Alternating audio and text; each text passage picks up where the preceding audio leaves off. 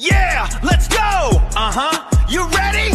From the animated streets to the hero formations, we're breaking down the biggest sagas and creations. Step into the fire, it's the Geek Gauntlet, your quest for fandom knowledge you won't regret.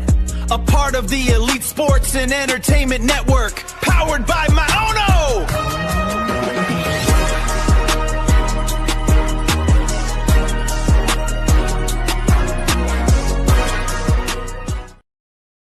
Yeah. Hello, everyone, and welcome once again to another edition of the Geek Gauntlet podcast. I'm your host, Mr. William D. Morgan.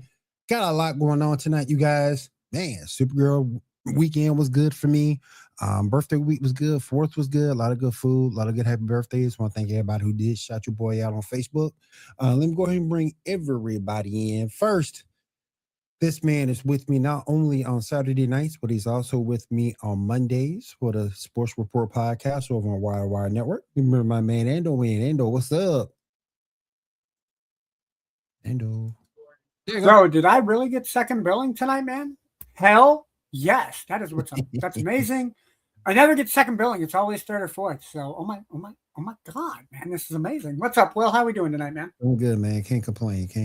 At all. I could complain, but that's not what the Geek Gauntlet podcast is for. We're here to hype people up, not bring everybody down. So let's do it, man. Let's have a good show tonight. Great show tonight. All right, let me go ahead and bring in our female stream over on Twitch and beat my girl Diamond in. Diamond, what's up? How you doing? What's up, everyone? What up, Diamond? What's going on? All right. And okay. I see you, Janae. I see what you said. Let me go ahead and bring in the person who gets this show set up each and every week. Let me bring my man Shaw in. Shaw, what's up? How you doing? What's up, everybody? How y'all doing tonight? What up, Shaw? Shaw, what's going on, brother? What's up? Man, please. I wish I had the ability to go 4K here. StreamYard doesn't let us do it. They won't let us do it, but I appreciate you being here, brother. Appreciate you being here. I would prefer we not go 4K because then all my dead pores will show, and I really don't want my dead pores showing. So. I mean, it'd be like that episode of Family Guy where that really hot chick turns into that old chick because it's 4K now. So your boy's okay on the 1080p, man. Like, let's keep it there. Oh yeah, let me see here. Yeah, full high definition, the best I can do on StreamYard. Despite the fact that I do have a 4K capture card behind me here. Thanks to Elgato for sending that over. Let me see. Well, a 4K each viewing screen here would be closer to 1080p each. Okay, I got you. Definitely check my man out here, Dead Scene Media. He has one of the coolest YouTube channels I've ever seen. He plays hard games. He gets commentary on games. I think it was your GTA 6 tape that had me rolling. And you started talking about GTA 5 as well, which is still very good. So let me check my man out, Dead Scene Media. Definitely check him out. We are going to get together and do a show. And as you see in the corner, we're being brought to you by Maono microphones and the PD200W. I'm talking on it now. It's right here, baby. It's right here. But they also have something special coming out. I'm not going to tell you guys here. Going to save it. Me and Dead Scene Media, we're going to talk about it. I'll let you guys know when we go live. And definitely, you will be impressed with the things Maono got coming out. Oh, man, these guys, man, they're doing things big time.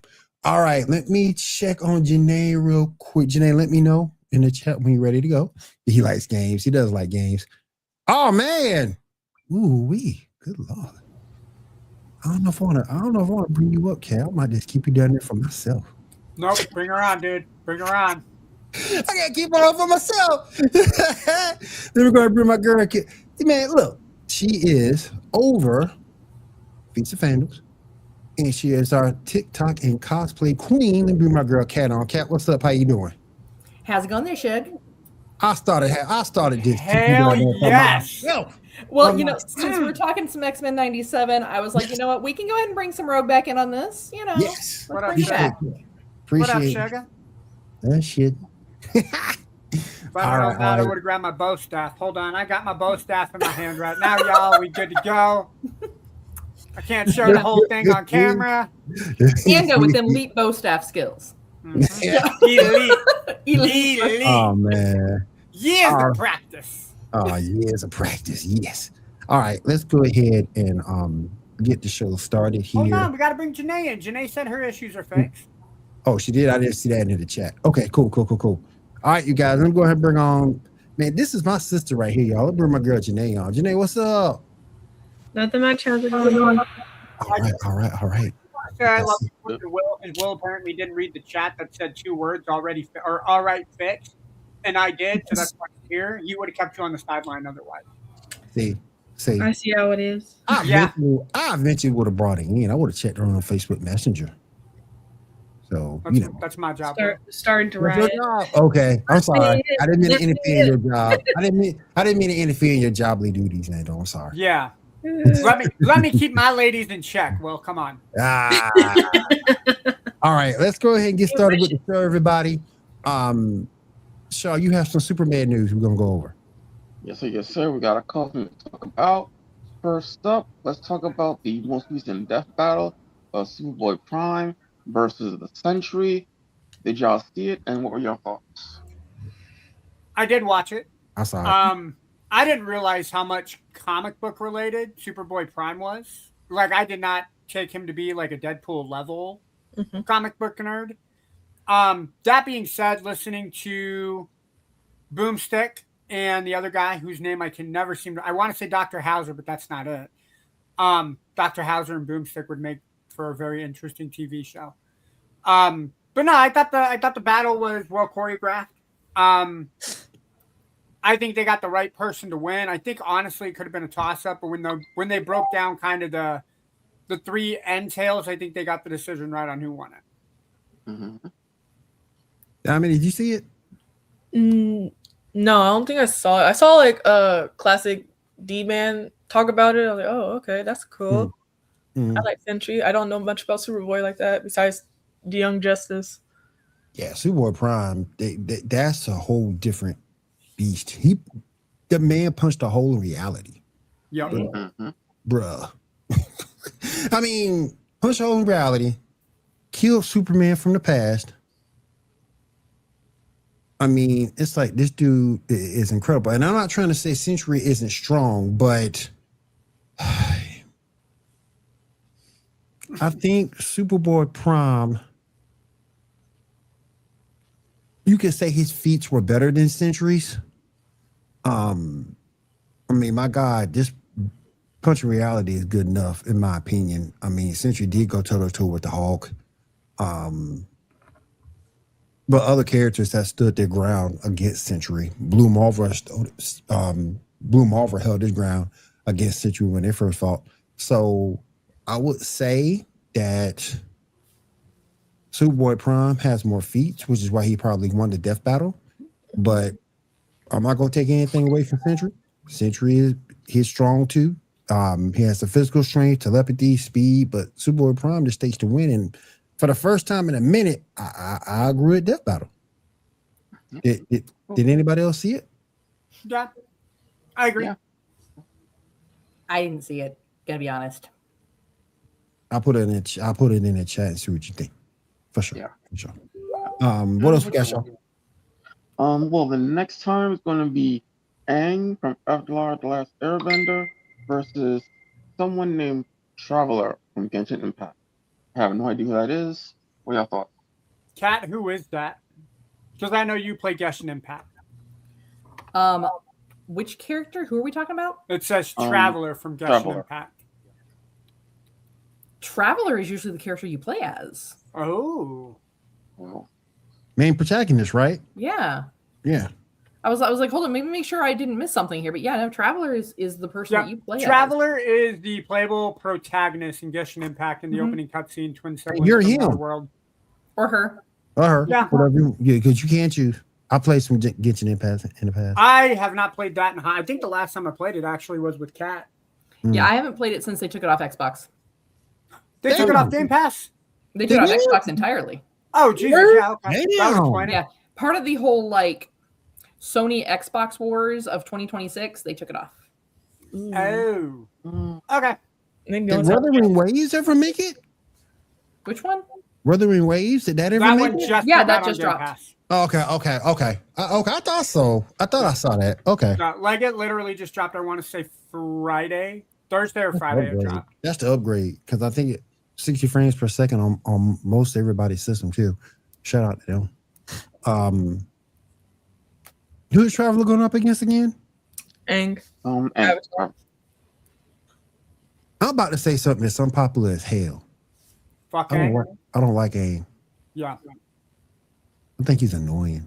I mean, I don't want to make it sound like I hate bald people, but screw that bald-headed boy. If I wanted a bald-headed boy, I'd watch Kaiju from PBS. I am the last airbender. Okay. No, the last Airbender was ruined by M. Night Shyamalan. Say that again. M. Night Shyamalan. Onomatopoeia. Listen, I just haven't been crazy about Aang. look at that movie. You might think. I saw the trailer you put in the in chat. Yeah, I did see that. That was a good trailer though. I gotta give it that. Good trailer. This is that movie. You're paying my change. Good trailer. How you doing there? Welcome to the stream, my friend. Thank you for coming to the stream. Appreciate you. Ignore. What up, David Fur? We appreciate you, man. All right, so moving on. Let's talk about the Supergirl movie. Did anybody see it? So I still have not, but that's one of those I'd be cool to wait till it gets to the streaming services. But I've heard really solid reviews about it. I'm interested in watching it. Yeah, it's on my list. I just time. Well, y'all ain't gonna like my opinion, but and me and Tyler talked about it because it's not Melissa. That's what I was going to say. I'm not hating because it's not Melissa. Because I don't hate on Millie. I don't think it's all Millie's fault. I think the movie was poorly written. The bad guy was very forgettable. Krim. It's a different Supergirl entirely than what Melissa played. Happy Go Lucky. This one had like issues. Well, yeah, that's part of her story arc, though. Yeah. This one had issues. So it took a little bit of a different path than what the Arrowverse did with Supergirl. So I'm not hating on Millie. I just thought the movie was poorly written. You saw things in that movie. She was worried about the dog. And it's like, I get it's part of the story. I get that point, but at the same time, man, really? Then but some of this too is because you haven't read the comic series. Or at least not that storyline of it. Yeah. Because Arrowverse stuck very much to like 1980s Supergirl. It did. Positive, ray of hope, blah, blah, blah. They didn't talk about this timeline, which is comic book accurate, where Supergirl magically shows up and all of a sudden, like, the little cousin she was supposed to protect as a baby is now all grown up. Yeah. Plus, the Arrowverse, you also had Flash and Green Arrow to kind of balance her off of before she was ready to go. She had training wheels for her character. Yeah. When you take it to a live action movie where it's a single character, you're kind of there is no trial by fire. I mean, you fly or burn. That's it. So. I just thought the movie was poorly written. It was left from that storyline and a lot of Guardians of the Galaxy in the early beginning of the movie. You saw things that I never thought I would see from a Superman or Supergirl. You saw her get poisoned. I didn't think I would ever see that. So I don't blame Millie at all, and I don't hold her not being Melissa against her because I get why Melissa didn't do it. She's 36, so she probably thought she aged out of that role. So I don't blame Millie. I don't know why people have an issue with Millie herself. I just thought the movie is poorly written. Probably the same people who thought David playing Superman in the new Superman movie. And see, once I saw it, I didn't have a problem with it. Once I saw it, the main problem people are having with her is she took the Rachel Zegler approach when she was doing her press tours and stuff, and just torquing people off. So Well, there's also the side of it that people can't distinguish. Well, let's start. People don't read. Mm-hmm.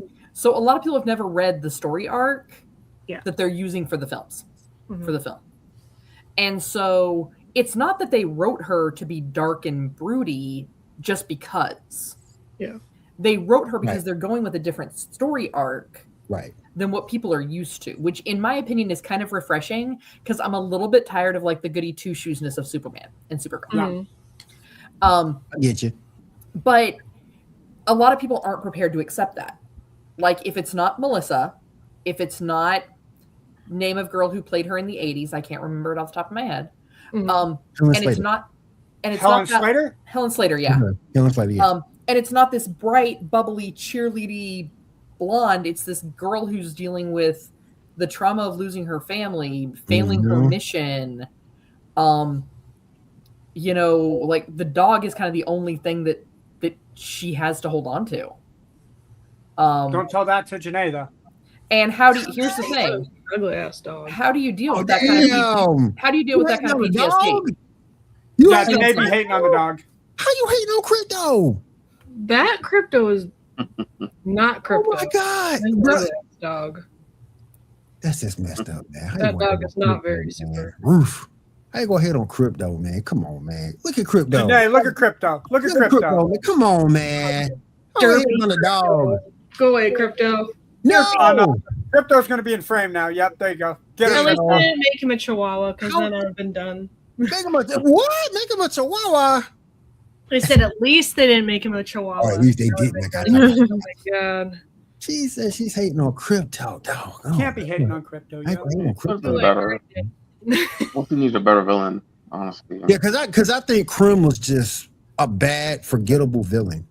Yeah, they should have had Brainiac as a villain. Yeah, and then she that'd be like a setup for Man of Steel. And then she tells a little girl, "Revenge is not who you are. Revenge will not make you feel any better. Revenge will not change anything." Then in the movie, she go and get revenge for the little girl and kills Krim. Come on, man. So, Kat, would you agree that like this is a change of pace for the character, kind of like comparing? And this may be a bad analogy, but for the people who like the 60s and 70s Batman with Adam West, where it was campy, not a whole lot of, oh my God, brooding violence. And then you go to 2005 with Christian Bale, and that dark, brooding Batman.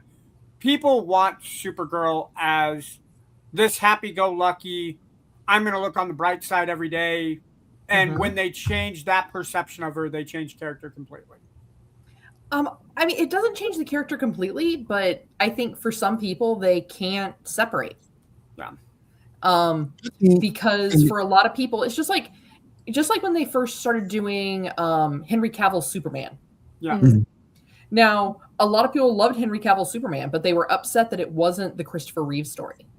Yeah. Of Superman. Yeah. Which is the same thing. Very upbeat, very positive, very we're gonna make things better. It wasn't the Batman with trauma. Well, right now we're dealing with a Batgirl that has trauma. There's PTSD there. And as a Kryptonian, how do you deal with that? And the fact that she got there and the person she's supposed to protect is like a full-blown adult, and he doesn't have all this extra trauma that she has. She doesn't want to put that baggage on him. Nope. Lane, real quick before then enter the room as Lobo. You know. And that was another thing. We didn't see enough of Lobo. I thought we didn't see enough of him, and we didn't get a lot of his popular phrases either. We didn't get what frag. Mm-hmm. We didn't get a lot of his popular phrases, and we saw him for a hot minute. We saw him in a couple of scenes, and that was it. I don't think we got enough of Lobo either. Let me go ahead and bring in this gentleman here from the Wars of the Stars podcast and bring my man Garrett in. Garrett, what's up? Yo! How are we doing, Garrett? I'm good. I had sushi. I'm happy. What? You had what? Sushi. Oh, sushi. Okay, I didn't hear what you said. Okay. I had spicy tuna rolls and spicy salmon rolls. Okay. They were delicious. I want a Deathstroke movie done by Matt Reeves. That could be good. You know what? I won't be mad about that. I really won't be mad. Who do we get to play Deathstroke now? I mean, in the series you had Crixus. Crixus from Eastside Spartacus. Morales? No. Don't remember that. Yeah. So I mean, there's a few people out there that could play him. John Barrowman played him, I think, at one point. No, not John Barrowman. No, he played a different character. Manu Bennett, Joe Magliano. Yeah. Yeah, Manu Bennett played him. Joe Magliano would still be good. I think so. Eastside Morales played him in Titans, and I actually liked him. I could be down for Jensen Ackles playing him. Yeah. How about Will Arnett? No. No. Will Arnett voiced him. He voiced the parody of Deathstroke in Teen Titans Go. So. Well, that's fine, but I mean, he needs to keep sticking his lane with voicing Twisted Metal and keep it there for now. Yeah, we don't want him to make a terrible mistake. I don't know what you're talking about. I never. I need him to stay in his sweet tooth lane for right now. Can I? I'll play Deathstroke. Why not? I feel like Ron Perlman could voice Deathstroke. Batman in the gun. I would be cool with Jensen Ackles with the voice of Ron Perlman. Yes. I think that would be good. Ooh. Or maybe even bring Jason Bateman back as Bateman. Bateman, yep. From the commercials. That would be amazing. Yeah, Bateman, yeah. Stick to the podcast, Bateman. That's very hurtful. But yeah. I will say this, though. Can I give credit to the Bateman State Farm commercials? Because that Poison Ivy was absolutely immaculately hot. They didn't give her enough screen time. Can I say that? You don't think any Poison Ivy gets enough screen time? Of course not. No, I do not. Uma Thurman should have gotten more. Less clothing, I think, but that's all right. That's just me. That's his girl. That's his girl. You know, which Poison Ivy needs to get less screen time is the one from the Harley Quinn show. She bugged the hell out of me. I would agree. I liked her. Yeah, same. I will not turn down a Poison Ivy. Nope. Except for the actual plant, at which point, that's just a wrap. Yeah, that's a wrap, people. No, wrap. The hospital I go. Wrap. Mr. Anderson, is there a reason that you're in the hospital today? Yeah, I was banging Poison Ivy. Oh, yep. All right, so not the character, the plant. Hunter Schafer? Hold on. Who's Hunter Schafer? I gotta look this up, man. Throwing out names like that. Hunter Schafer, American actress and activist. I can see it. Let me look this up real quick. Yeah. She red? I mean, she's a natural blonde, but I mean. Okay. Yeah, I can see it. Cool. I have to remember that most Poison Ivies don't have big boobs, and that's a throw off for me. So I have to. Sorry. I got to keep it PG. We're not a Geek After Dark yet. Sorry. Anyway, Shaw, what do we got next, man? Sorry, not sorry. Save us, Shaw. Save us. Okay. So moving on. So I was thinking about the Superman. Moving on. What was that said again, Shaw? I thought it occurred to me, what could have made it better? They would have made it closer to Superman vs. the Elite, aka whatever happened to the Truth Justice of the American Way, by having the Justice Gang instead be created by Lex Luthor as sort of kind of like the Elite from that thing, kind of be this group that is created to be sort of this group to for killing. Like over time during the movie, you got Green Lantern, Hawkgirl, and Terrific who, spread away while everyone else there. What do you thought of that? I don't know. And Sabrina Carpenter is Harley Quinn. No, she's too short. I looked that up the other day. I didn't know she was that short. Yep. Oh yeah, she's a tiny little thing. She's like, she actually makes Tom Cruise look like a giant. Wow. Put her in your pocket. He is a Polly Pocket. Oh man. Okay, here's this for a film pitch. Sabrina Carpenter as Polly Pocket. I mean, it would work. They wouldn't have to enlarge the furniture. No.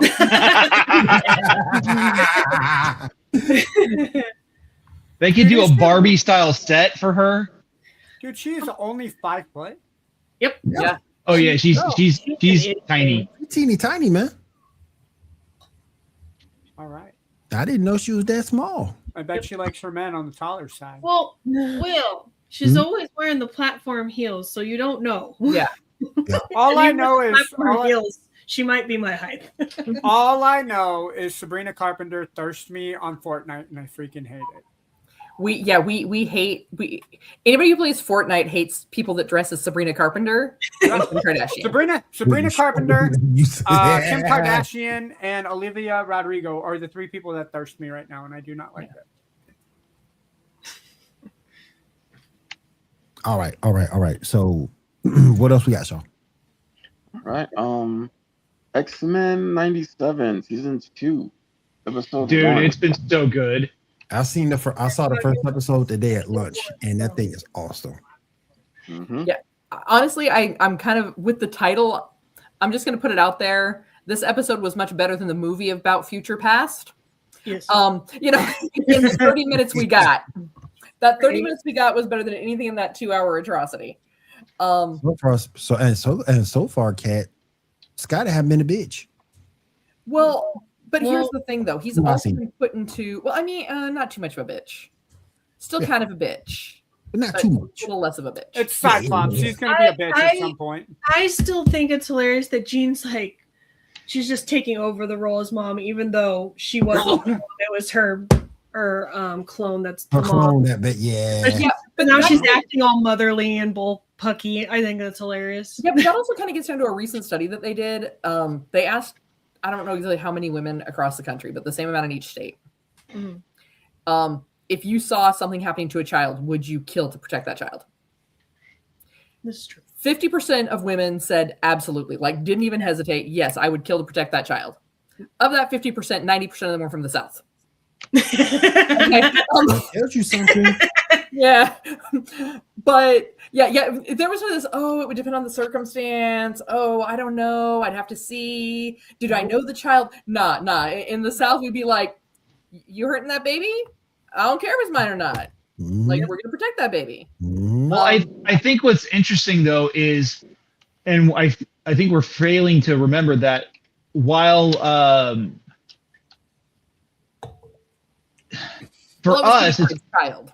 Yeah. Well, like the whole thing is, despite the fact that it's been, a couple of years since we had the first season end, this second season, like they've been in the past for months, so she's actually had time to get to know Nathan and develop a relationship with him. It's not like she's just instantaneously stepping into that mother role. Like she has some level of shared memories that are split between her and Madeline Pryor, and just because of the cloning process, and she's been able to read his mind to some extent to kind of see what he's dealt with, and it's kind of kickstart that maternal role for her as it is.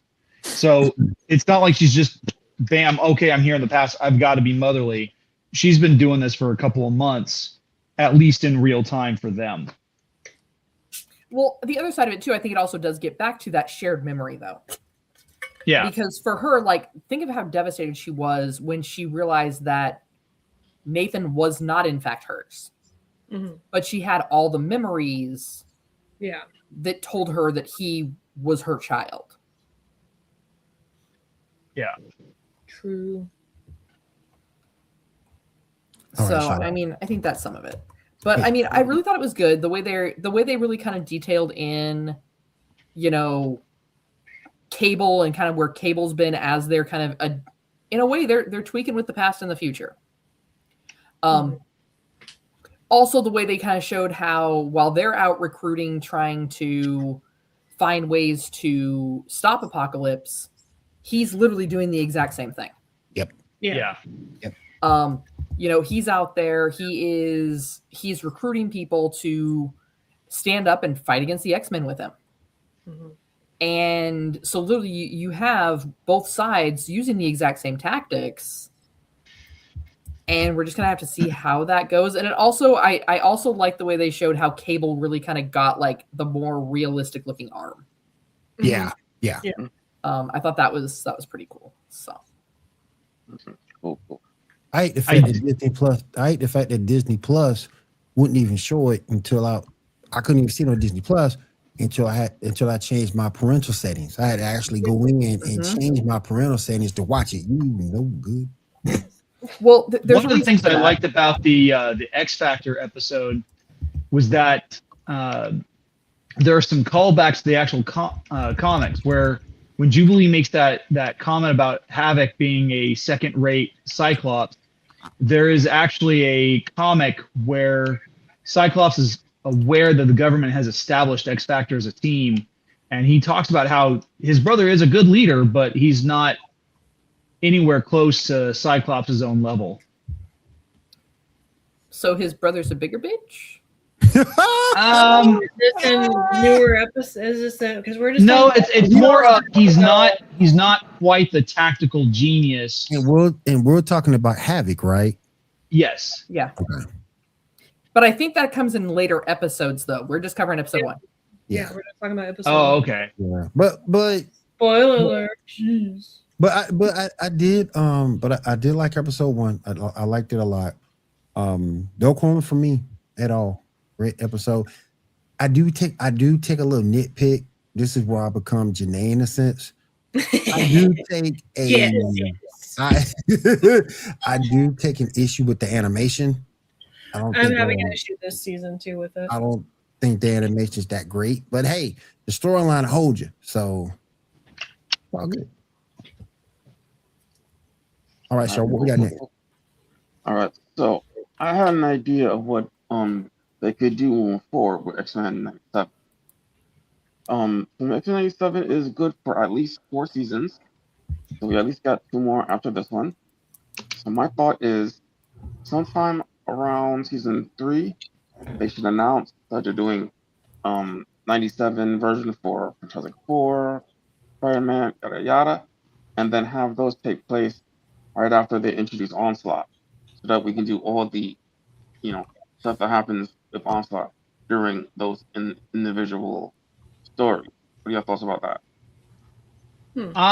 To be honest, while I wouldn't mind seeing a pickup of the Spider-Man series to kind of get some closure on how that series ended with Mary Jane, I would personally prefer not to have as much crossover, because it feels too much with that. We already have enough crossover as it is between the MCU. I just would rather just keep each title separate. And are we ready for Onslaught yet? We're not talking about MCU. Well, technically, X-Men is part of the MCU. Yeah. Technically. And if you start bringing in all these animated series back from the same time period, there was even a little bit of crossover back then with them, like an episode here, episode there. It wasn't quite as well done as like the Arrowverse did it with their live action. Mm-hmm. Right. But they did have that crossover. It did exist. That it was kind of in existence, just not the same way. Well, and they did show Peter in the beginning, the first season, like during like when the big boom and the big party thing was happening. So it showed him in the background. The Onslaught story is really, really big. Oh, it's huge. But I'm just asking, do you think we're ready for Onslaught yet? No, they're probably going to bring him in season 3. Yeah, they're setting him up. Yeah, they're definitely setting him up.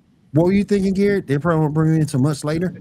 They'll probably bring him in as the big bad for season 3. They're going to play out the story arc for Apocalypse, and they're going to. And I think Shaw's right. They are setting up Onslaught for sure, but what they're going to do is, it would probably be best to have him have his own story arc for the season. Yeah. But that means they bring back Magneto on Days and Magneto dead. Well, that's the whole point, is that Onslaught wasn't he wasn't a fusion of Xavier and Magneto. He was actually like part of Magneto's consciousness, and it was like that absorbed rage and frustration and Xavier just kind of absorbed it into himself. Other way around. It was Xavier's dark side mixed with Magneto. Yeah. But once again, you have to bring Magneto back because isn't he dead? He is dead. But theoretically, with time travel being a thing, we could undo that. Oh yeah. Or just travel to another universe where he exists. This is Apocalypse we're talking about, so it doesn't always mean dead. Yeah. I do like the fact we got the Horsemen in this. I do like the fact we got the Horsemen, so we got to see those. We got to see those guys. So I thought that was cool. And I know I'm kind of jumping the gun here, but I do like the fact that we have John Delancey, aka Q, doing the voice of Rama Tut. So that's been fun. Yep. All right. So moving on. PlayStation is ending physical game disc by 2028. What are your thoughts? Failure. I'll regret it. Stupid. I mean, I can see why they did it. It's because like during COVID, it was like digital games were more accessible than physical games. So they are going with the trend of like, hey, people are buying more digital games, so we're just gonna lead into that. Yeah, but I don't. Go ahead. But I don't know. I personally, I would prefer to be able to own my games instead of having to rent them. I was about to say, yep. Because digital games, they can pull them at any time. They did that to me. They've done it on a couple of occasions with pretty popular titles. In fact, yeah, Xbox did to me because I bought X-Men versus X-Men versus Marvel. X-Men versus Marvel 2. I bought the second one, but it was digital. The first one I had physical, but the second I bought digital. I was about to play it like a week later. It's gone. So yeah, well, and I think too, just how the movie industry and TV shows started to go away from physical media, and then all of a sudden they were like, oh wait, there are all these shows that are just on streaming services. Wait, we're losing money because people aren't going out and buying these shows on DVD and Blu-ray. Yeah. Magically, physical media started making a comeback. Imagine that. Yeah, because they can bolster their and it's impossible. What's up, man? Yeah, well, but here's the thing: the video game industry is going to find out the same thing. Even though, yeah, you have to, because even though you have to have Game Pass or you have to have your PlayStation Network account, in a lot of cases to access and play games and get the updates, a lot of single player games you can still play just sitting on your couch if your internet's out. Yeah. And so at some point, people are going to be kind of like, hey, this isn't cool. They're going to stop supporting. And then they're going to say, oh, maybe we need to be bringing back some physical copies. Or we need to reduce the cost. Because originally when they first started digital versions, you were paying a little bit less. I think like $10 less to have digital only versus having a physical copy. Yeah. So I think as time goes on, they're kind of going to just realize like, oh, maybe we need to go back to that format, and that's going to serve us better. That way people who want digital can have digital. Those who want physical can have physical. And we're going to make more money off those who want physical copies. Right. Well, the other part of it is, and I don't know why they changed this, but between whatever the generation of Xbox is that Xbox One was part of, I guess that was like, what, 4th gen or something like that? 4th or 5th, yeah. Yeah, they got rid of the ability to just pop the disc in and play. And that became problematic for a lot of people because now you have to sit there and spend, 3 weeks trying to download a game off the disc just to be able to play it. And even then, you have to go through all the updates and terms and conditions. And by that point, you using dial-up? Like, I can buy a big game. Like when I bought Borderlands 4, for example, I bought the physical copy. There were updates after release for problems that they found in the final beta tests. It took me like 25 minutes. So 3 weeks is a little bit of an exaggeration, unless you're using dial-up. Then I totally get it. I'm specifically being exaggerated on this.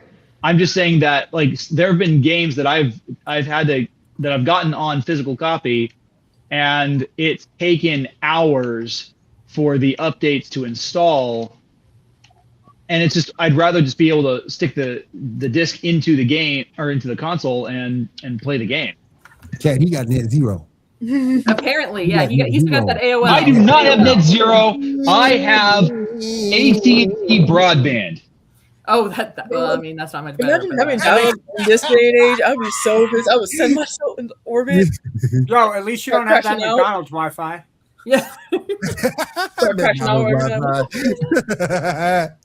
Yeah, I mean, would you like to connect to McDonald's Wi-Fi? Yes. Please confirm that you would like to connect to McDonald's Wi-Fi. I just said yes. Please put in your ticket ID number for receipt for 30 minutes of McDonald's Wi-Fi. The hell do I need to put in a ticket for my McDonald's Wi-Fi? I already paid for my Big Mac. Right. You need to pay for a second Big Mac. Yep. You have ran out of your allotted 15-minute time of the McDonald's Wi-Fi. I will stab you, computer phone lady. Give me my Wi-Fi. But the other side of it is, too, I mean, I also remember the era of you get a game, you download it, you install everything, and you start playing it, and something's broken. Mm-hmm. Are we talking about the PlayStation and the whole ending physical games? Yeah. So, I'll let you guys go, and then I'll give you my peace of mind on that. Yeah. So, I mean, I'm 6 of one, half a dozen of the other on like day one patches, because I do agree that a full game should be what's launched. I also understand, however, with the pure size of what modern games are right now, that one, that may not be possible, and two, if they happen to find something after it's already gone to production, do you want it to be GTA 6 that we were supposed to get 4 years ago? Right. Or Duke Nukem that by the time they launched it, after fixing everything, it was just not relevant anymore, that it failed? I think. Or would you rather spend, 20, 30 minutes downloading a bunch of patches for things they found after it went into print? Right. I'll take the patches because, hey, at that point, at least I know the game should work. Right. And I don't mind having to download patches. What I have a problem with is getting a game brand new off the shelf and then having to install it permanently onto my your hard drive. My hard drive, and then not having any space for anything else. I mean, think about how many games you've probably installed onto your hard drive, whether it's an Xbox or it's a PlayStation, and then all of a sudden you get this brand new game, but you don't have enough space for it, and then you have to get rid of something else. I paid $89 for a 2 terabyte external hard drive.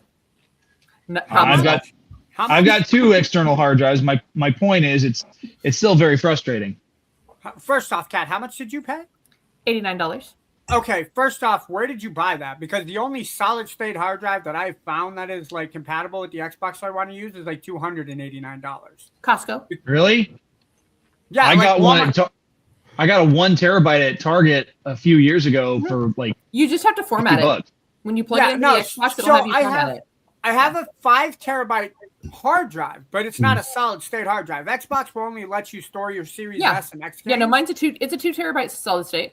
Yeah, no. So every solid state that I found, and it's probably because the prices of the system are going up, so all the accessories are going to go up as well. Oh yeah, and I mean, I bought mine a little while ago. Yeah. Before someone got a boat stuck in the Panama Canal. Yeah. Fake news. Sideways. Fake news. Fake news. Yeah, before a boat got stuck. So I blame the Japanese Islamists. It was just like 89. It was like $89 at the time when I got it, and I mean, also Costco member. So yeah, my philosophy with the getting rid of discs, I kind of understand. I mean, especially with Xbox is kind of more of the culprit than PlayStation, but Xbox has sold a lot more of their digital system than they have their disk drive system. And a lot of that has to do is because the price is a lot cheaper to make, and a lot of people just aren't buying the discs anymore. But to make it so that the disc copies are not available, what you're doing is you're handicapping people to not having those special editions, right? Think about how much GTA... Most games that had the Ultimate Edition, you got some kind of plaque or statue or special case that you got to get to go with it, right? That you can say, hey, Steelbook. Exactly. I got to stand in line for this. I paid the extra $10. Cool. People can pay 10 extra bucks for the deluxe edition online, and all you're going to get is in-game currency. The problem that I see with this happening is game developers, and I'm going to take Marvel and Disney, for example. Let's say Marvel comes out with another version of Marvel Ultimate Alliance, right? They're going to remake the Marvel Ultimate Alliance series. We'll say that comes out in 2027. Will, Shaw, and I all buy the game, right? So we can play online.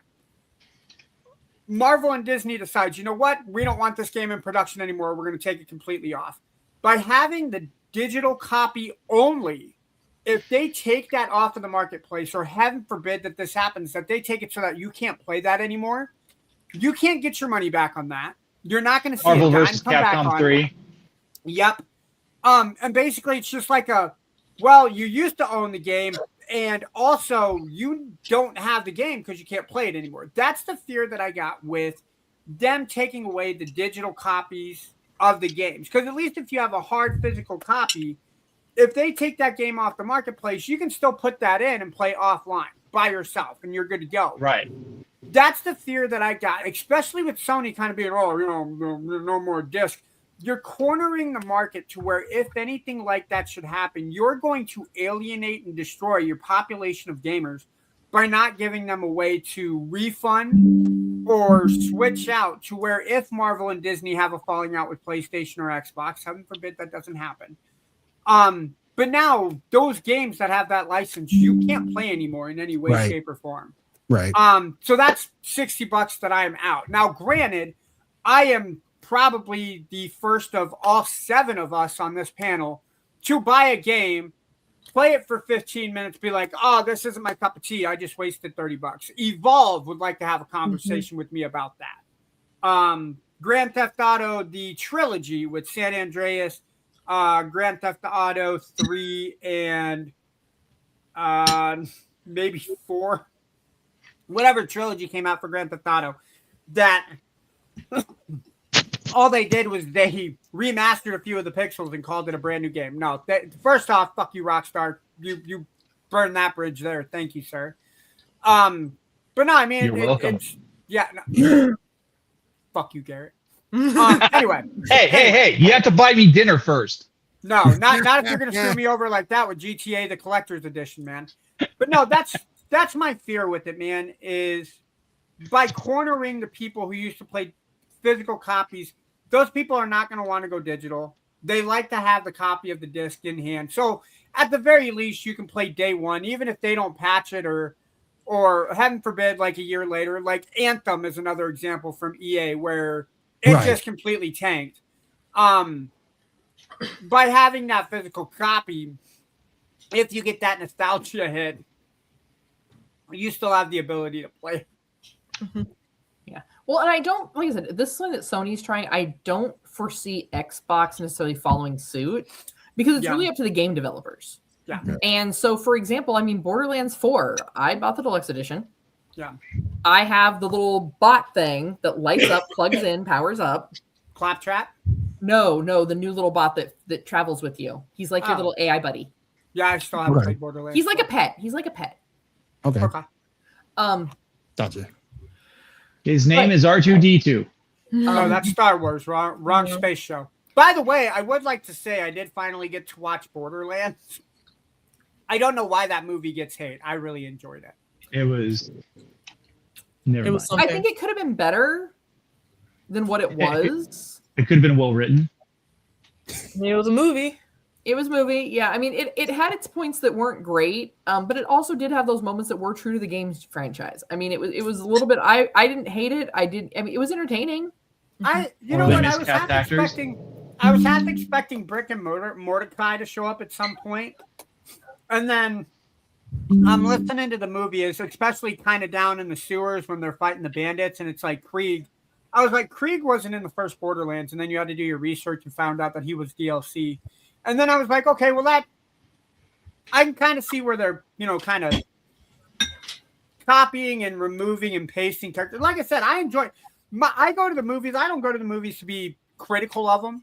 I think the last movie that I was absolutely critical of was 300. And when you fall asleep at the same spot at the same movie every time, you have a right to be critical. Yeah. I did that between 300 and Beowulf. Those were the last 2 movies that I fell asleep to in the movie theater. I ain't gonna say a lie. I fell asleep on Inhumans. Inhumans? Not Inhumans, Eternals. Yeah. I thought that one was okay. Angelina Jolie made it okay to watch, I guess. So I just feel like with Sony like moving away from physical copies, that these mom and pop stores are gonna thrive more because people are gonna want more physical copies. Yeah. Possibly. And like I said, and like Kat said, I'm just hoping other companies don't follow suit. Agreed. That's a bad thing. There are other franchises that make too much money off of those deluxe editions because they do provide those physical collection items. Yeah. Oh yeah. I mean, who remembers the $159, what was it, Fallout 4 Pip-Boy edition where you got the wristband to go with it? Can't have that if you don't have a physical copy of the game. That now doesn't update, but I digress. All right, it's still cool. I wish I could wear it. All right. It was cooler when it worked. All right, let's go ahead and move on over to Diamond and her gaming news. Then we'll go to Janae with anime. Go ahead, Diamond. So speaking on the fact that PlayStation is shifting to digital-only games, just days after PlayStation announced that, this Sony president and CEO Hiroki Toki sold 225,000 shares. Damn. Oh, that sounds like insider trading. Mm-hmm. Yep. And then Sony already invested $34 million to repurpose its EU PlayStation Disc factory. The Australian facility will be used to make optical micro lenses. Oh, that's super amazing. Hey, we're not making consoles anymore. Hey, what are we doing? Mike, we're going to start making crystals now. Crystals. Oh, shit. No, not crystals. Micro lenses. Let's be specific. Crystal micro lenses. That's even better, mate. You want a Guinness when we get done? All right, mate, let's go. Like Guinness? No, down there's a Foster's. Yeah, whatever, Foster's. whatever. Australian for beer. Foster's, Australian for beer. And then, so Yes. since Assassin's Creed Black Flag Resync was released, it's getting great reviews from critics, but it's also had mixed reviews on PC regarding the microtransactions from Ubisoft for small cosmetics. I'm like, that's not surprising. That's not news. I mean, microtransactions are like no, everywhere. but it's Ubisoft. I mean, that's like saying that a Bethesda game's not going to be glitchy on day one. Yeah. She's It's not like wrong. She ain't lying. Knock you in the face with microtransactions for buying extra stuff for cosmetics for your player. That don't do anything for gameplay. Yeah, I mean, I like mine to look different. I want mine to have red hair, not silver. But I'm not going to. But because if I want that customization, I'm not going to cry about it if I'm paying for it. Agreed. Because that's why I like Fortnite. I'm not going to spend money on skins that I don't want for Fortnite that I'm not going to. But I'm not going to play with. Yeah. I heard that college You're football. playing with your skin? Yeah, my foreskin, Garrett. Glad you pay attention. Oh God. Ew. What about your 3-skin? Pause. But I heard. I haven't heard that all week. Will, thank you. But I'm having issues with college football 27 because do you realize what you have to do to get your player, your coach to up level 100? You got to have a ton and earn a ton of XP.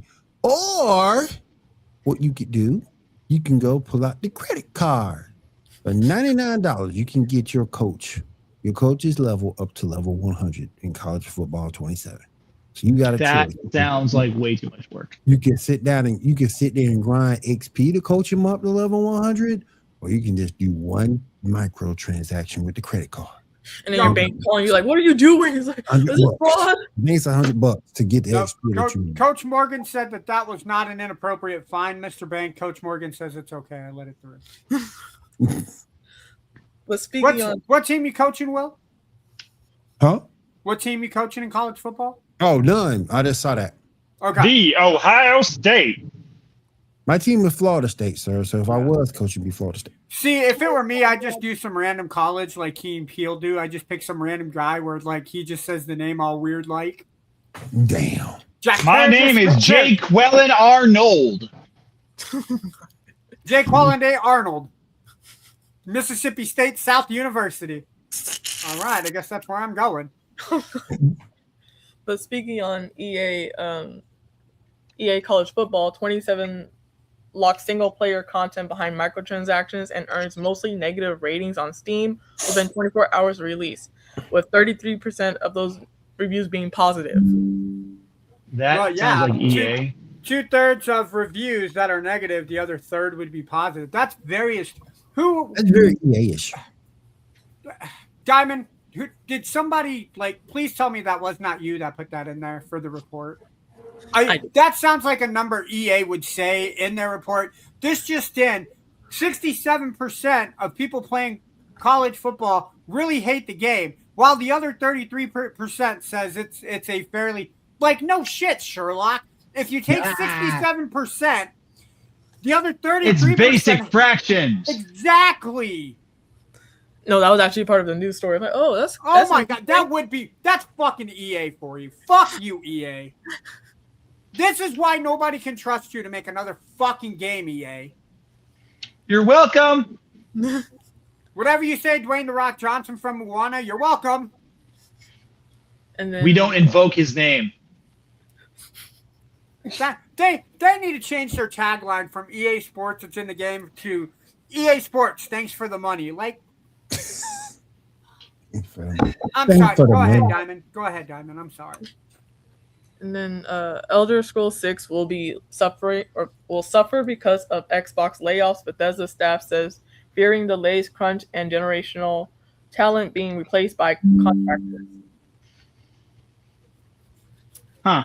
And that sucks because a lot of people love Elder Scrolls, and that's a game I really don't think Keep it PG, Brandon. Keep it PG. I'm just going to say the word remastered doesn't mean they fixed any glitches from 20 years ago. Exactly. Just made it pretty. Yep. Exactly. Wait, it was supposed to be pretty? If that's the case, I would have failed years ago, Garrett. And then 136 workers have been laid off at ID Software. The news comes with Xbox preparing to reset its video game division by eliminating 3,200 roles. That's a shame. I think it's dumb. That's a shame.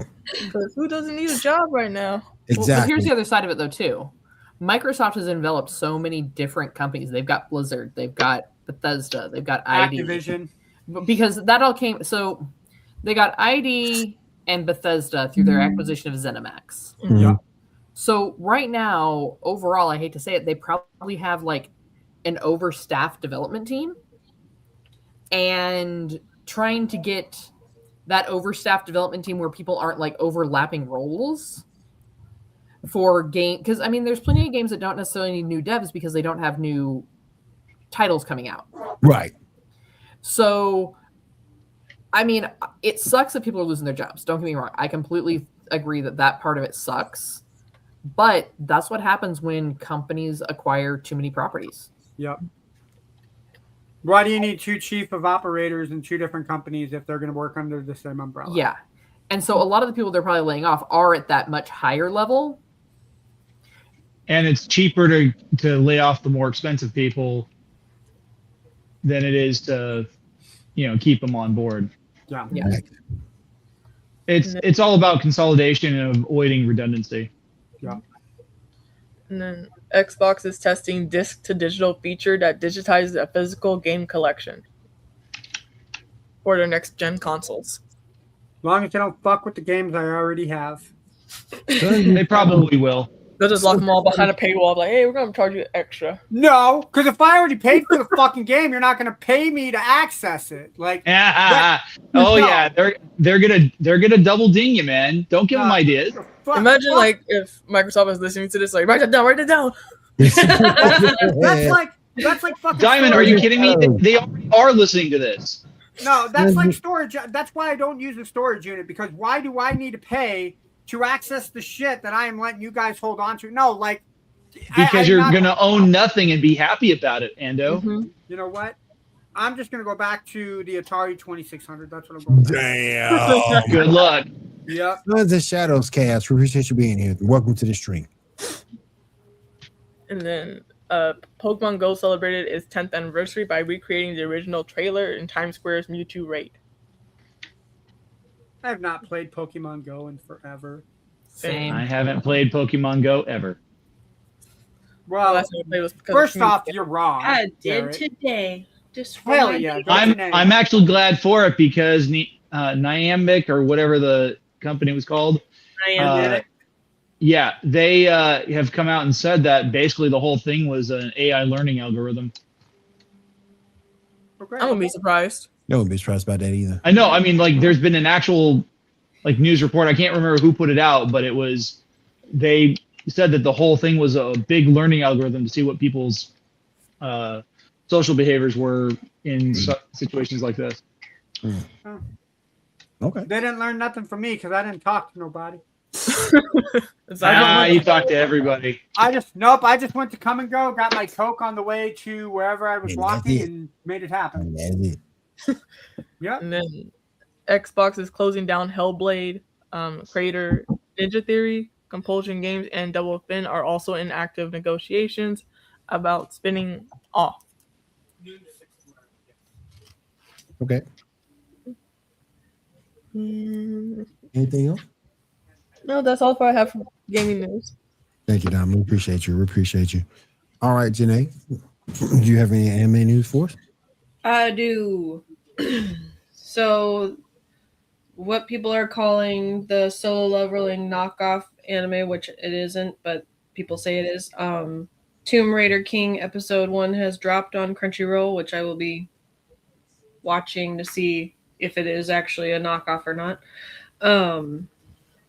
And Will, cover your ears for this information because you won't like it. Cover your ears. Just don't listen. Sword Art Online, the movie, is been announced for 2028. Okay. Wait, is it live action or is it just like? Isn't it just the regular animation? All right, you're safe now, Will. You're safe now. Okay. Imagine being a retelling of like the previous episodes. Like, I already saw these. I hate that. It's like, that was the point of this quote movie. I mean, Demon Slayer did that, and I was totally there for. I paid my $20-$30. Oh yeah. Right? The new Magic Knights of Rayearth was going to premiere on October 7th of this year, which I'm excited about because that was one of the first mangas I've ever read and some of the first anime I ever watched. So right. I'm excited for that. Nice. I'm disappointed, but also excited for this next bit of news, and Kat should be excited too. Delicious in Dungeon Season 2 is dropping, premiering in October, but not until 2027. I know. You gotta wait a year. Okay. A year and 3 months. Will. Yep. No. But yeah, so Sad Panda. It's forever. It is forever. Forever. And then speaking of Demon Slayer, since Diamond mentioned it, the Infinity Castle, the first movie, is going to be dropping on Crunchyroll this month, July 28th. So that'll be exciting and not free, but free that I can finally watch it. Yay! And I'll have to go to a movie theater.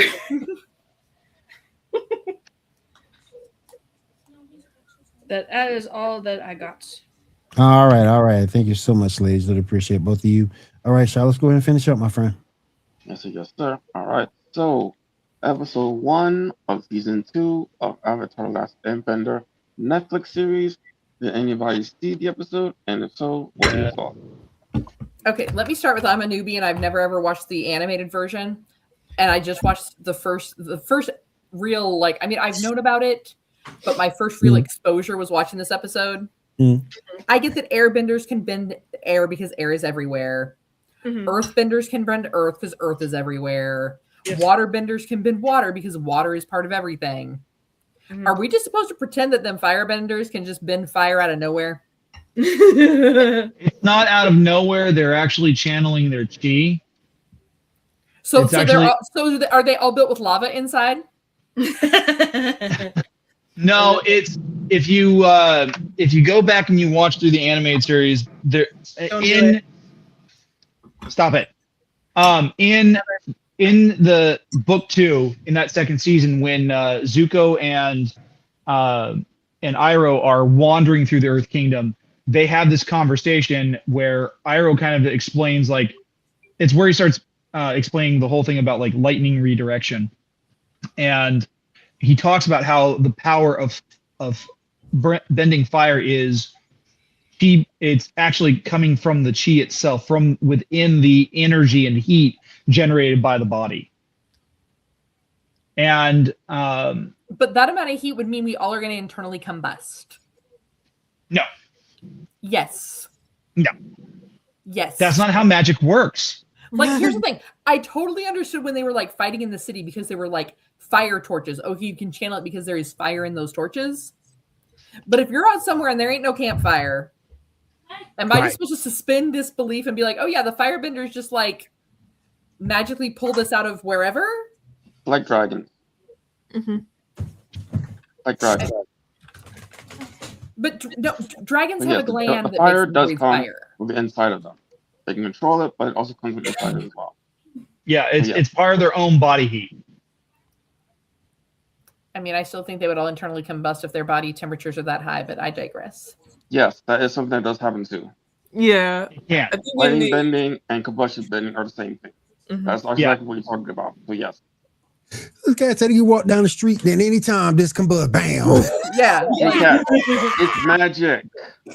I'm just saying, Sparky, Boom Man. All the other 3 elements make perfect sense.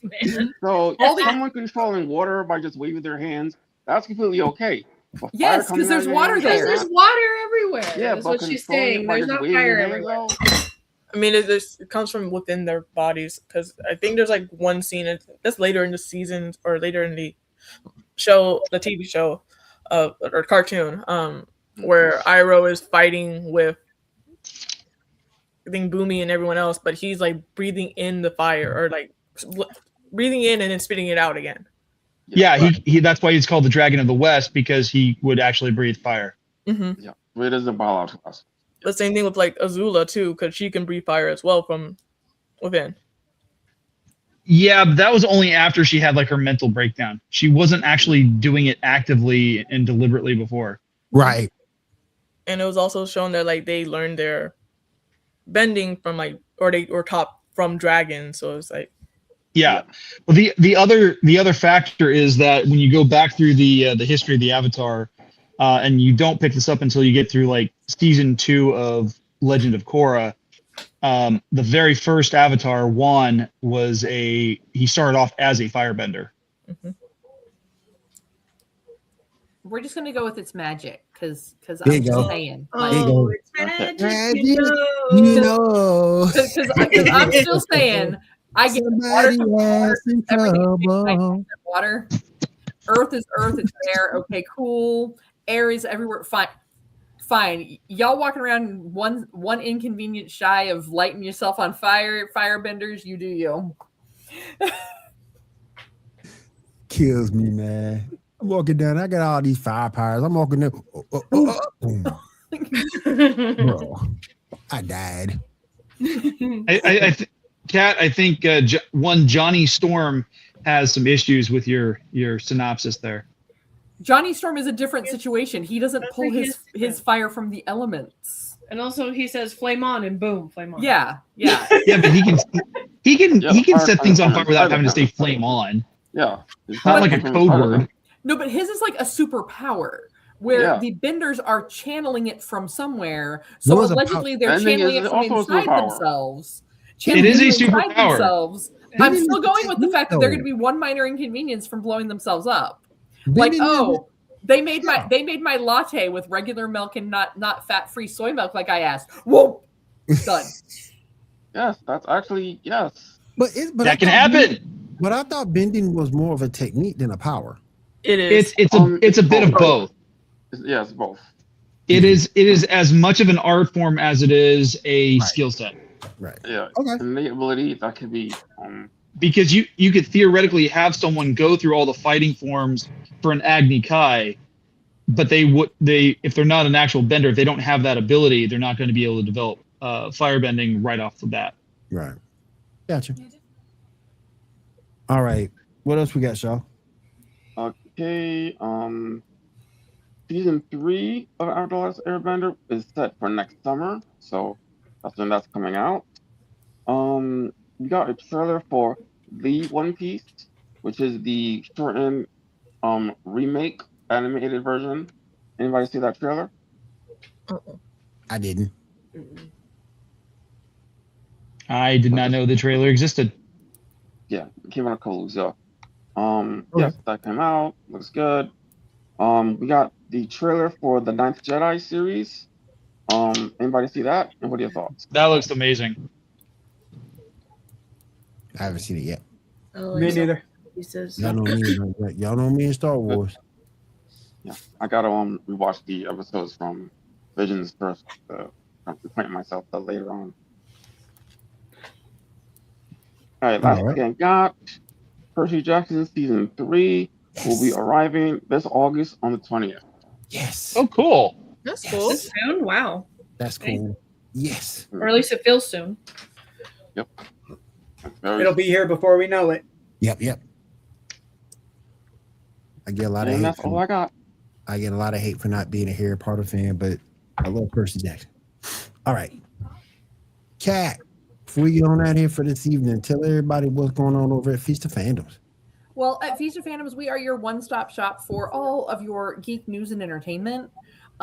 We have a show for you almost every single day of the week.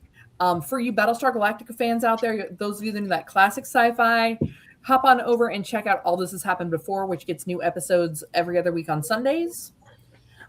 On Mondays, we have MCU Monday, where they're going to talk about everything to do with the Marvel Entertainment Universe. Tuesdays are Trek Tuesdays. We get episodes of Captain's Logs and Lightsabers. We also try and get some gaming content up, since a lot of the new gaming information drops on Tuesdays. Wednesdays, when we kind of start our Star Wars double take with War of the Stars on Wednesdays, where they talk about lore. They talk about how everything kind of ties back into that Star Wars universe. Then we roll right into Thursdays with a half hour, where they're going to talk about everything as far as your shows and entertainment. Fridays, we have Snackame, which is going to bring in my anime folks and my otakus, as well as my book talk girlies with Quartz and Confusion. Then, of course, hey, if here on the Geek Gauntlet on Saturday nights, if we made you laugh, we made you cry, we made you feel anything at all, or if you were even mildly entertained, don't forget to go ahead and like and subscribe down below and click that bell. That way you get those notifications every single time we go live. All right. I just want to say thank you very quickly to Elite Sports and Entertainment Network for having us in their house. We do appreciate you guys. I also want to say real quick thank you to Maono Microphones and the PD200W. If you need wireless, we got you. If you need USB, we got you. If you need XLR, which what I'm using right now, we got you. So definitely check out Maono Microphones and the PD200W. W stands for wireless. If there's nothing else, I want to say thank you to everybody coming in through the chat tonight. We do appreciate you. And we'll see you again next week right here on the Geek Gauntlet podcast. Everybody have a great week. Have a safe week and take care.